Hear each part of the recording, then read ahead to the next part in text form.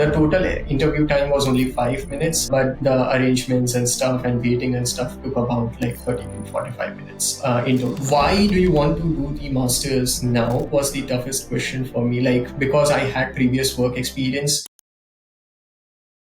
First of all, I arrived at the scene. I arrived at the consulate well ahead of the time, and there was a long queue, and they were just checking my passport and my other documents, if I had with them the appointment slip and all, at the gate. After that, once they had checked me in, they allowed me to go inside, where all of us were seated in two files, and we were asked to wait over there once our turn comes in, so that we can move inside. After about like 30 minutes of waiting, we were asked to move inside the actual center where the interviews were happening. Now there as well, there was a long queue of line. First, you had to check in at the counter, one counter where you were given a counter number where you will be giving your interview. Once you were given a counter number, you would go and stand in that queue, the queue specific to that counter. This took about like, once again, 30 minutes standing in the queues. I think once I was in the queue for my counter for my interview, I saw that the interviewer was like friendly and he was greeting all of the candidates, and also most of the candidates were getting acceptance in my queue as well. So that was kind of like assuring for me that okay, I can do as well and there is nothing to worry about. But as I came closer and closer, like I was practicing my answers. I had a good reason why I was moving to US, and the most important part for you during the visa interview experience is that to not show the immigrant intent. So you are going as an F1 student, which is a non-immigrant visa. So I was practicing my answers and I had like prepared well in advance good reasons why I wanted to go as a non-immigrant, and I had no intentions of staying here in the US. So yeah, I was pretty relaxed at that point of time because of seeing that most of my peers and colleagues were getting acceptance before. So once my turn came, I greeted the interviewer. He also greeted me back. As I said, he was a white male. He was originally from New York as well. So the first question that he asked me was, what is your purpose of moving to the US? Why do you want to move to the US? So I said that I wanted to go to the US because to continue my studies, to further pursue my career as a master's student in computer science. So then he asked me, okay, which university are you going to? I told him that, okay, I'm going to Stony Brook University. Because he was from New York originally, he recognized, and I think it is one of the most prestigious public universities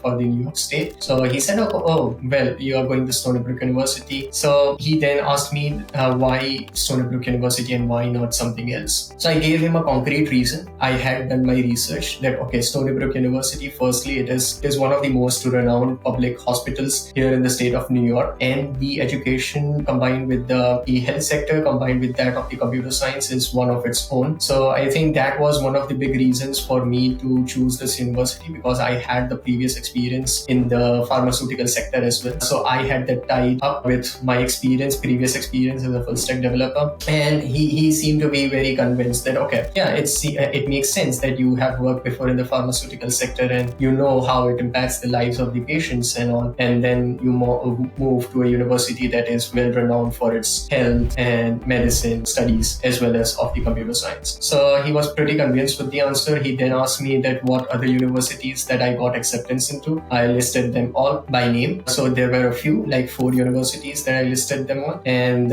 he was pretty convinced. Then he moved on to the funding part. So he asked me what is my primary source of funding. That I said that the primary source of my funding was the education loan that I had proctored, and he asked me for the documents. If I had one, I passed in my sanction letter and all. Then he said if I had some savings back here as well. I presented my savings account details and all of the liquid assets that I had, and he was convinced that okay, I had substantial amount of savings here in India so that I can fund my education, my living expenses, or all other expenses as well.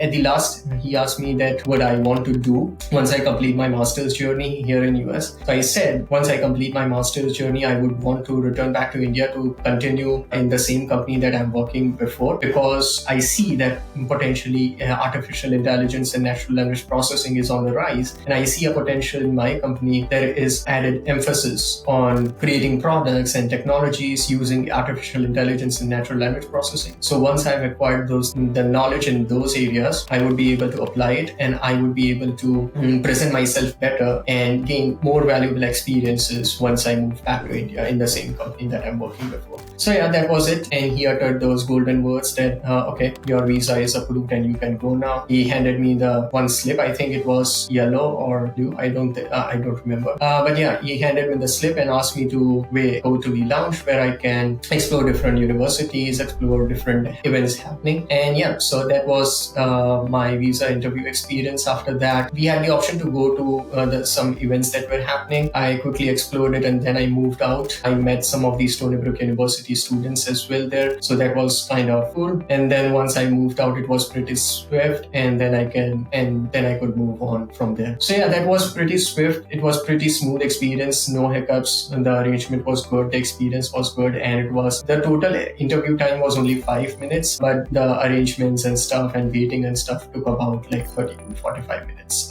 into. So yeah, it was pretty smooth for me.